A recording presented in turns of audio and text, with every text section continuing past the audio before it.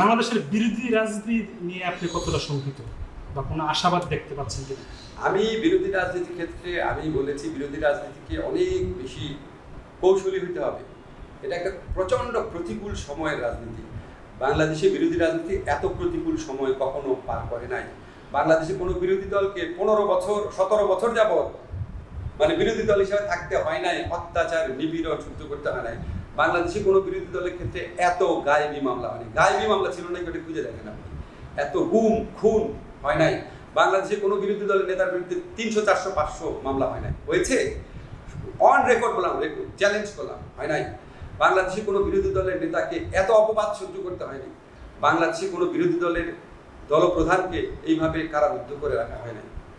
তো এত কিছুর পরে বিরোধী দল টিকে আছে, এটা বিরোধী দলের উচিত জনগণের প্রতি কৃতজ্ঞ থাকা। এটা আমি মনে করি যত না বিরোধী দলের যোগ্যতা, তার চেয়ে বেশি হচ্ছে সরকারি দলের অযোগ্যতার কারণে অতিষ্ঠ হয়ে গেছে মানুষ।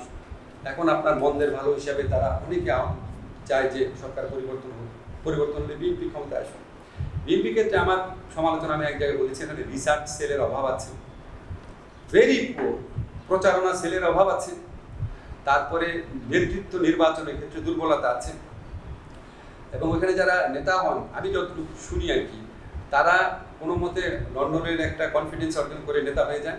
তারপর তাদের মধ্যে এমন একটা ভাব আসে যে তারা মানে আসন্ন একটা মন্ত্রী, এবং জাস্ট লন্ডনকে খুশি রাখার নানান মিথ্যা কথা, নানান কিছু বানিয়ে টানিয়ে লন্ডনকে খুশি রাখার কাজে বেশি ব্যস্ত থাকে, মাঠের আন্দোলনকে গড়ে তোলার কাজে।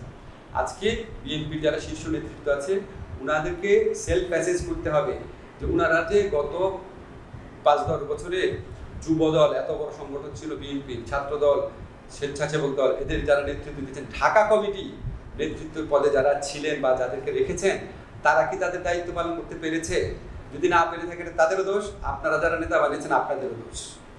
আপনাদের দোষ, আপনাদেরটা অ্যাসেস করতে হবে। আজকে সবসময় শুনি ঢাকা কমিটির ব্যর্থতার কারণে, অর্থাৎ ঢাকার লিডারশিপ চেঞ্জ করেন না কেন?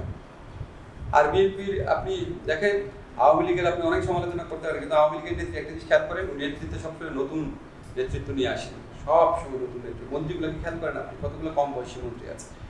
ইম্পর্টেন্ট সম্পাদকীয় পোস্টে আমার একজন ছাত্র আছে, আমার ছাত্র 2 বছর যাবত। আর আমার বয়সী কাউকেই তো বিএনপিতে ছাত্র হিসেবে রাখা হয়, মানে সম্পাদক হিসেবে রাখা হয় না।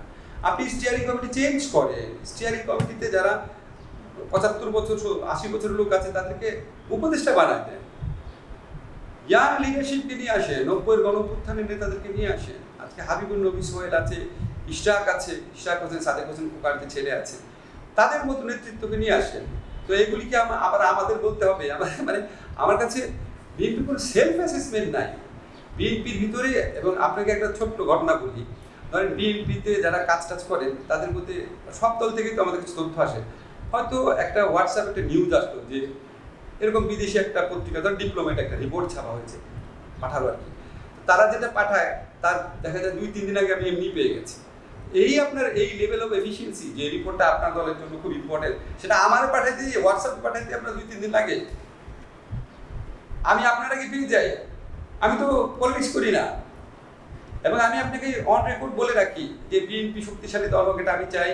বাংলাদেশের জনগণের ভোটাধিকার, গণতন্ত্র পুনরুদ্ধারের জন্য, বাংলাদেশের জবাবদিহিতামূলক শাসন ব্যবস্থা প্রতিষ্ঠিত হওয়ার জন্য, একটা ভারসাম্যমূলক সরকার বিরোধী দলের রাজনীতি প্রতিষ্ঠা হওয়ার জন্য। এটা ছাড়া আমার আর কোনো স্বার্থ নাই। অতীতে বহুবার বলেছি, আবার বললাম, বিএনপি 3 বার ক্ষমতায় ছিল, চ্যালেঞ্জ করলাম, কেউ কোনোদিন দেখাতে পারবে নাকি বিএনপির কোনো মন্ত্রী এমপি বা বিএনপির কোনো মন্ত্রী এমপির অফিসে আমি কখনো গিয়েছি বা কোনো সুবিধা নিয়েছি নাকি? চ্যালেঞ্জ করলাম। কোনো সুবিধার জন্য করি না। আমি চাই বাংলাদেশে বিএনপি আওয়ামী লীগ দুইটাই যেন শক্তিশালী দল হিসাবে থাকে। নাহলে একটা দল যে কী বাড়ে সেটা আমরা এবার আওয়ামী লীগকে দেখে শিখলাম যে আমরা আগে দ্বিদলের বিরোধিতা করতে গিয়ে আমরা একদলীয় ফ্যাসিস্ট সরকার গঠন করে ফেলছি। বাবারে বাবা, এর চেয়ে শক্তিশালী 2 দল থাকা ভালো, অনেক ভালো।